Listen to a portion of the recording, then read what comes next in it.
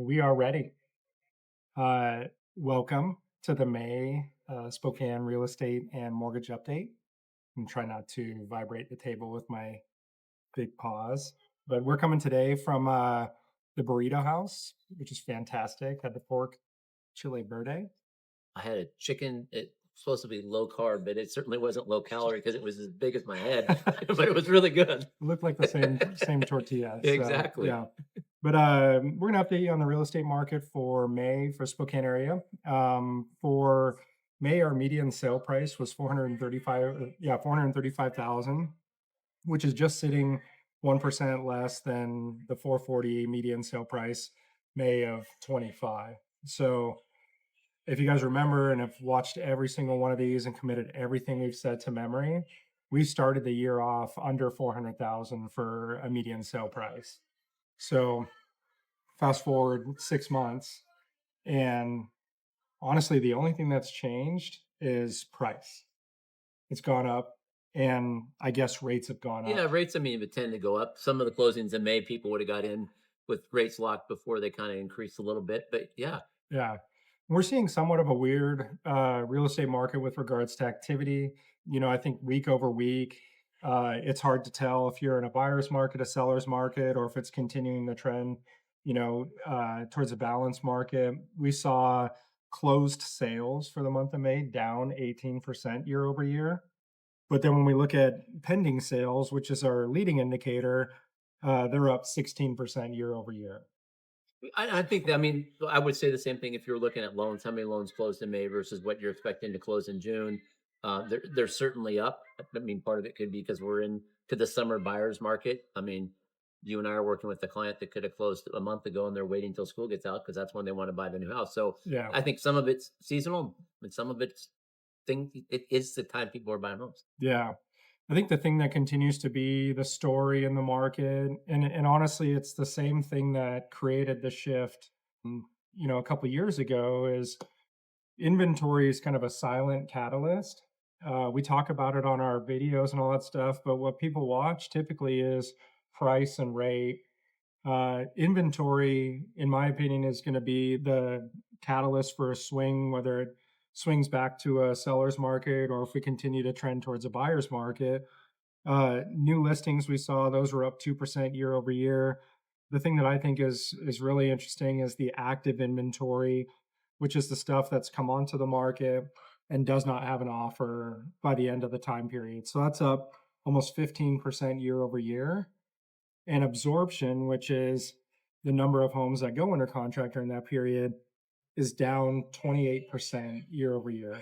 So roughly one in five homes, or just under that, are being absorbed in that reporting time period. So more inventory is just accumulating on the market. Which probably from a buyer standpoint would lend you to believe we're entering a buyer's market. Well, the interesting thing is though, is like, yeah, yes, I agree. And we're still lagging as far as inventory is concerned versus like our historic averages. But the thing that I think is interesting is, I mean, we have prices that have gone from under 400,000 median to almost where we were at May of last year median, regardless of, the increase in inventory. I just think it's kind of interesting that it just hasn't done much for price. Well, I think if anything, if you're looking at the $400,000 level, you're just getting out of the first time home buyer home. Most of those homes would be between 250 and 350, going on 400. And I think it shows that as that market is being absorbed, it's going to have an upward movement on the houses that are priced right above it. Yeah. Yeah. And, to your point, it creates opportunity for buyers in the market. I think there's still some friction between sellers' expectations and how a buyer is entering the market. I think most buyers are entering the market a little more aggressively than maybe where the sellers are at right now. What I'm seeing with my clients is, like, let time do some heavy lifting. If you're representing a buyer, you don't get it right away. I'm seeing people come back and, it's over small amounts too, maybe 2,500, 5,000 bucks. And they're coming back and they're willing to negotiate after a relatively short period of time. Yeah, I think if a buyer, if the standpoint, if a house is new in the market, you like it, you make an offer, it's not accepted, they wanted more. There's a good chance that 2 or 3 weeks down the road, no one else would have made a better offer, and they could come back to you. Now, if you're my clients and you're working with me, I'm a bad luck charm. It's like the house can be on the market for 90 days, and then all of a sudden there's 4 offers on it the moment we start looking at it. So It seems I like that don't is happening way more often yeah, lately. yeah, I don't know what the deal is with that, but, and on the seller side, like, it's more competition. So again, it's dialed in on price, dialed in on condition, and if you miss price, it's really hard to find where the market's actually at, and it turns into an experiment. No longer is it like, here's all the comps, here's all the pending, like it's we're just trying to find where the buyers are at after you've been on the market for a while. Well, I think at some point in time, that's why, my suggestion is when you are working and you are listing your house, listen to the realtor who's doing the expertise to find the job. It's hard to set a price. And right now, I don't know if you want to miss a price by a lot.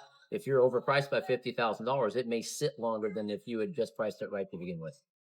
Just wanted to repeat that. It was listen to the realtor and the lender, really. Yeah. Yep. You scratch my back, I'll Yeah. scratch your back. Yeah.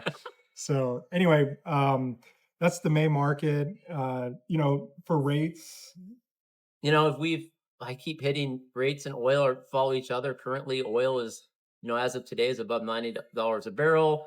I do think that eventually we're going to get the Strait of Hormuz open. The rates are, oil's going to come down and rates would follow. I would suggest if you're interested in buying this summer and you think you're going to be shopping rate to start the process now, because those rates could drop very, very quickly once oil goes from $90 a barrel back to 70, and it could happen quickly. Rates will get better quickly too, and then there'd be more people in the market you're competing with. and if you're waiting for the Fed to reduce rates, which does not matter, it's a They're not going to. Yeah, 94% chance that they're going to keep it the same. yeah. There's actually some on the Fed board that want to raise rates, so Yeah. I do believe they will be staying the same. Yeah, agreed, agreed. So in summary, if you look at, I'm trying to time the market. I'm waiting for the right time. You look at January, rates were lower, prices were lower, still had a decent amount of inventory. We fast forward to today, and we've burned 5 or 6 months. Prices are 10% higher. Rates are higher. You have more to choose from, but that average mortgage payment this year versus last year is starting to creep up to a break even. Yeah, So for sure. And then I'll tease a little bit about what we may talk in July. I'm working in I had a meeting yesterday, I have another meeting today about a house buying hack that may actually allow people to buy a home in a more affordable way in the neighborhood they want. So I'll tease that for it's next time. pretty awesome.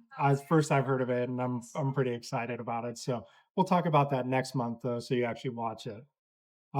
As always, if you're looking to buy, sell, or invest in real estate, we can be reached at 509-990 sold. And if you need money, We can be reached at 509-747-1300. see you next month.